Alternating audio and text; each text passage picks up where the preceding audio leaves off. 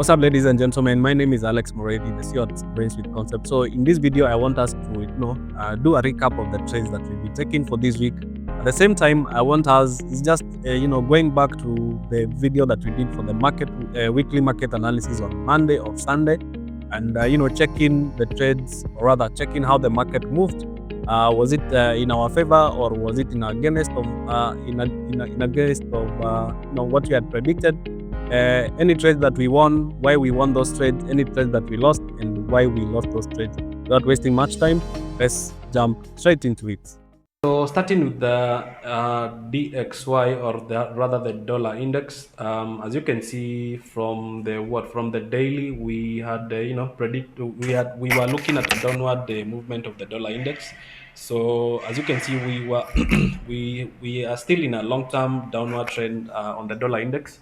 And in particular, for this week, we were looking at a pullback on either of these zones. We were looking at a pullback onto this H4 supply zone. I had highlighted that earlier, or this key this key resistance, or even this one. So we managed to get pullback until to what this level, this key structure here.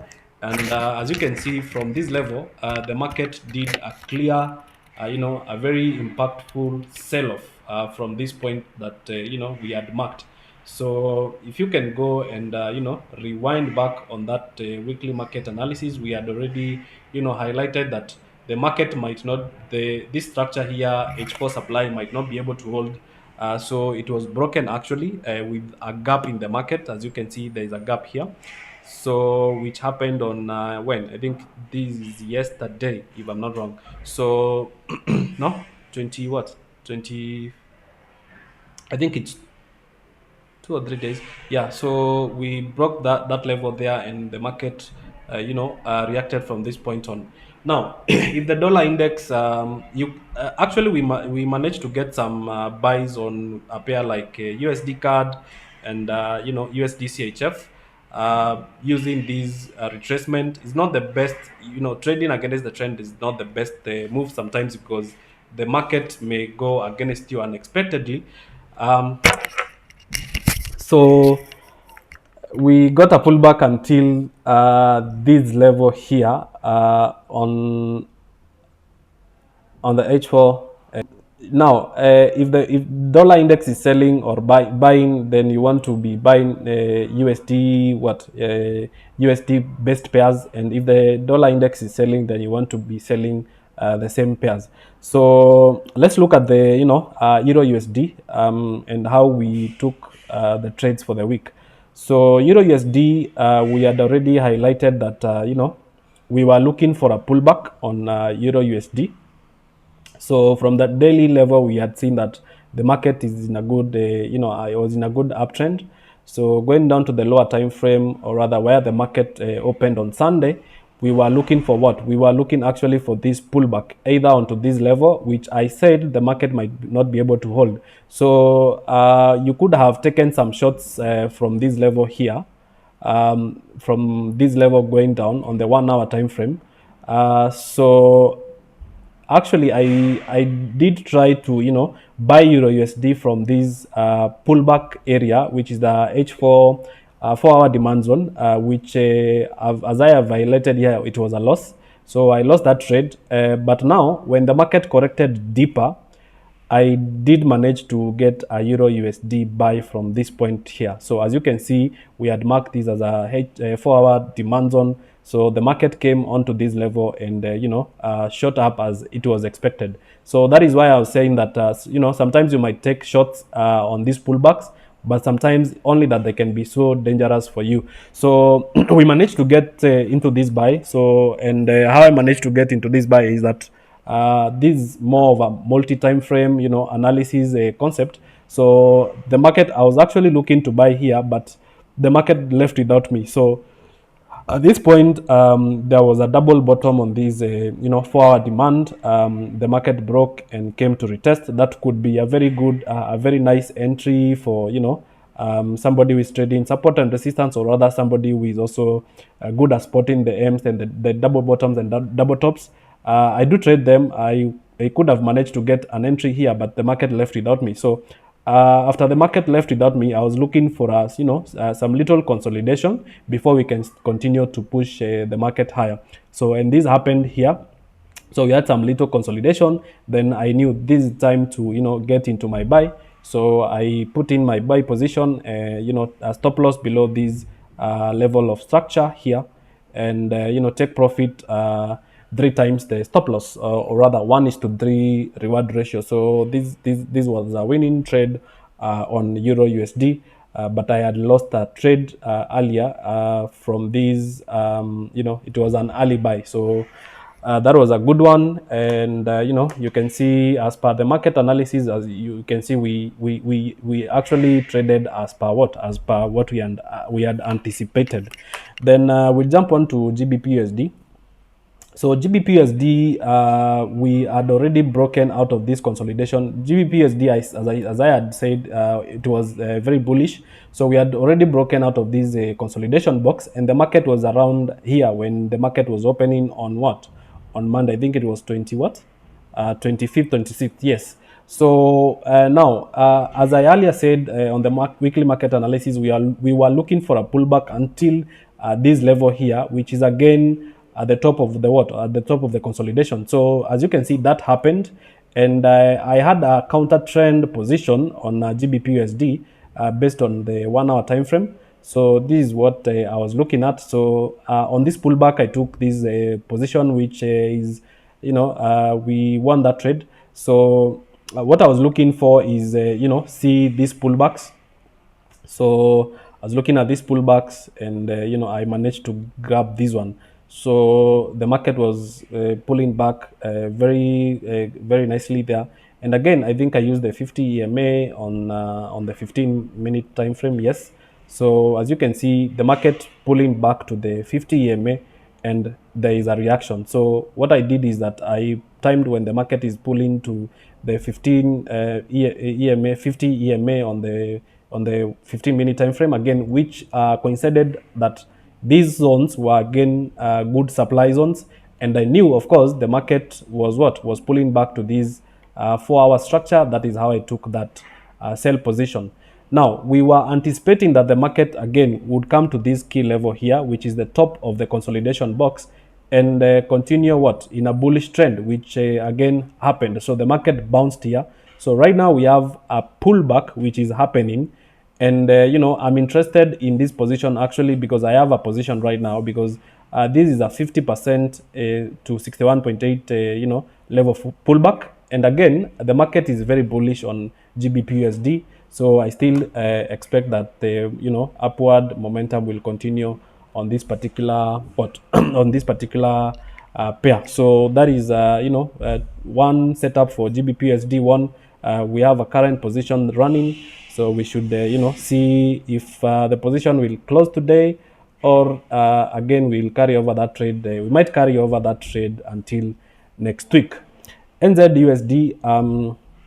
So I had some positions here, which one position, the market has been very choppy on NZUSD and AUDUSD.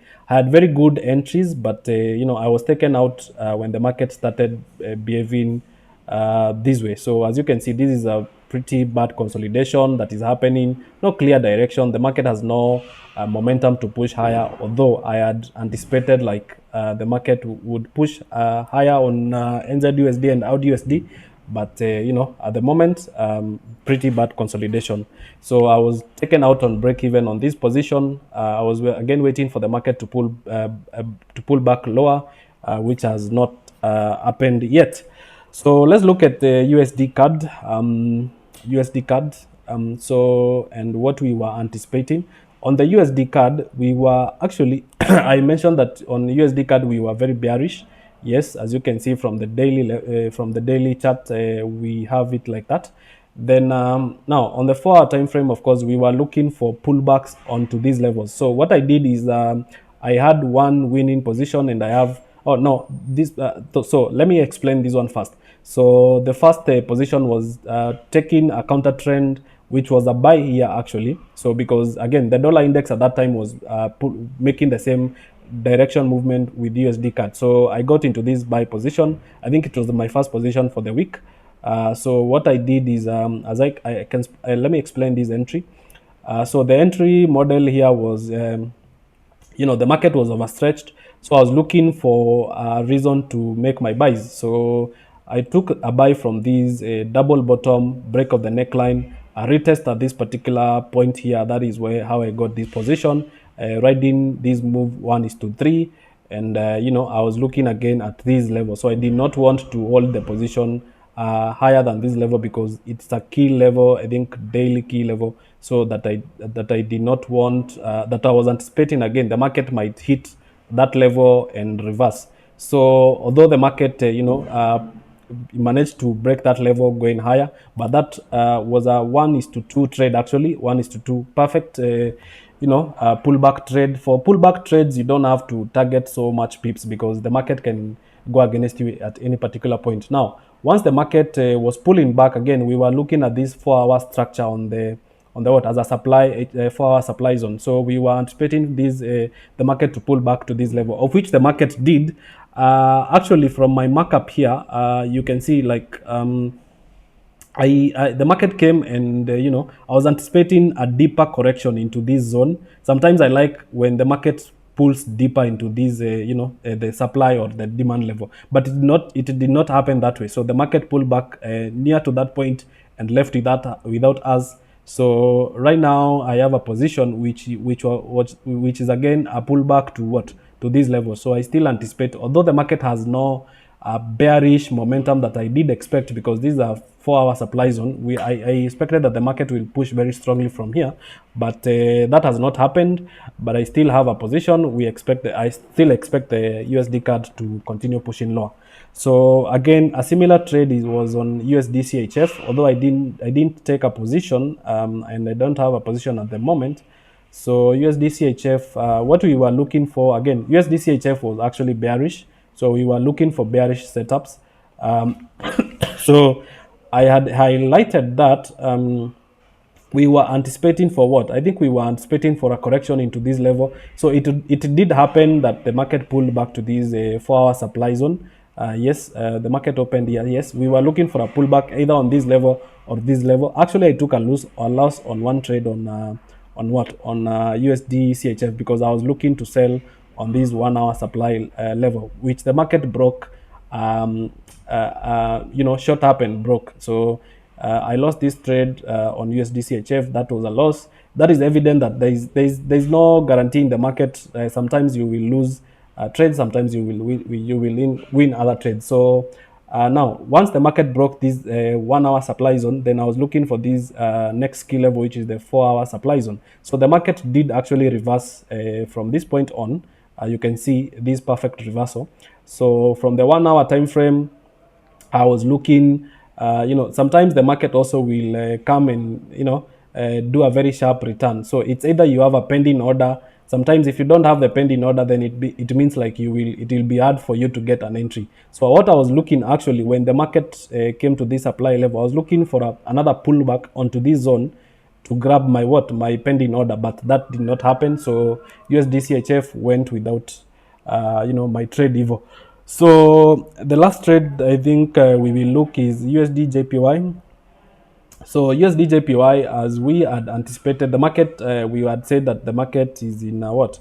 I was approaching this key level of demand on the support zone, actually, on the 4-hour. So we were looking for the market to pull back to this zone, which happened, actually. So once the market pulled back here, I was looking for an entry, but I did not manage to get an entry. The market pushed very vigorously without, me being into the market.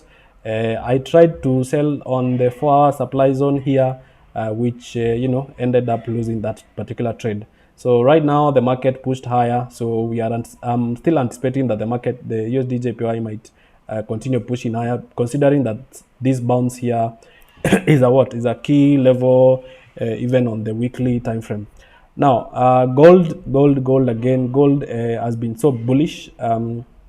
So from our analysis on Sunday, we were actually anticipating for gold to pull back, which did. I had a position, but the position ended being break even, as you can see here.